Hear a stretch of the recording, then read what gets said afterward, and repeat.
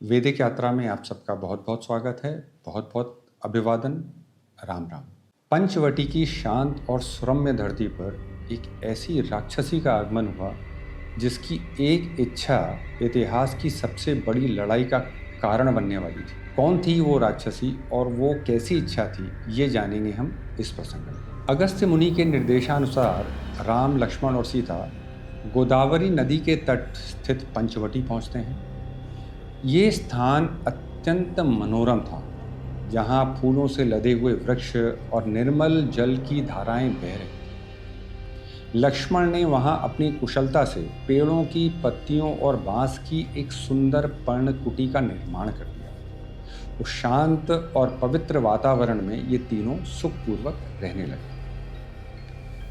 एक दिन जब वे अपनी कुटिया में बैठे कुछ चर्चा कर रहे थे, तभी वहां पर दंडक वन में विचरने वाली रावण की बहन शूर्पणखा आ पहुंची। राम के सुंदर, तेजस्वी और पुरुषार्थी रूप को देख करके वो उन पर मोहित हो गई।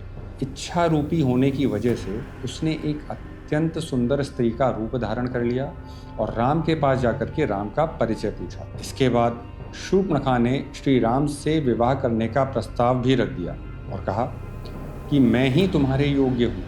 ये कुरूप सीता तुम्हारे योग्य नहीं है, तो इसलिए तुम मुझसे विवाह कर लो। राम ने विनोद करते हुए ऐसे ही हंसी मजाक में कहा कि मैं तो विवाहित हूँ, मेरे साथ मेरी पत्नी ये है, मैंने एक पत्नी व्रत भी धारण किया हुआ है, तो मैं तो तुम्हारे इस प्रस्ताव को स्वीकार नहीं कर सकता हूँ। परंतु पास में ही देखो, ये मेरा छोटा भाई लक्ष्मण है, वो भी सुंदर है, वीर है, तुम उसके पास जाओ, वो तुम्हें अवश्य स्वीकार कर लेगा। यह सुनकर शूर्पणखा लक्ष्मण के पास गई और वही प्रस्ताव उनके समक्ष भी रखा। लक्ष्मण ने भी परिहास करते हुए उत्तर दिया कि मैं तो राम का दास हूँ, मुझसे विवाह करके तुम भी दासी बन जाओगी, तो बेहतर है कि तुम राम की ही दूसरी पत्नी बनो, वे तुम्हें अवश्य सुखी रखेंगे। ये क्रम काफ़ी समय तक यूं ही चलता रहा। राम उसको लक्ष्मण के पास भेजते थे और लक्ष्मण राम के पास। इस बात को शूर्पणखा ने अपना उपहास समझा और क्रोधित होकर के वो सीता को मारने के लिए झपट पड़ी।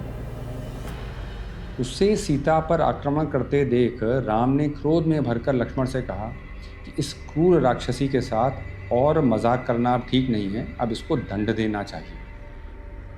राम की आज्ञा पाते ही लक्ष्मण ने अपनी तलवार निकाली और एक ही झटके में राम के देखते देखते उस राक्षसी के नाक और कान काट दिए। अपने कटे हुए अंगों से खून बहाती हुई शूर्पणखा भयंकर चीत्कार करती हुई वन में भाग गई। भाग करके वो सीधे जनस्थान में रहने वाले अपने भाई खर के पास पहुंची। अपनी बहन की ये दशा देख करके खर क्रोध से जल उठा। उसने अपनी बहन के अपमान का बदला लेने के लिए 14,000 महाबलशाली राक्षसों को श्री राम और लक्ष्मण का वध करने के लिए भेज दिया। शूर्पणखा के अपमान ने एक भयानक युद्ध की नींव रख दी थी। 14,000 महापराक्रमी राक्षस राम की शांत पर्णकुटी की ओर बढ़ रहे थे। अब देखना यह था कि क्या ये दो मनुष्य उन 14,000 मायावी राक्षसों का सामना कर पाएंगे। आपको क्या लगता है, हमें कमेंट करके अवश्य बताएं। हमारे साथ बने रहने के लिए आप सबका बहुत बहुत आभार, बहुत बहुत अभिवादन। राम राम।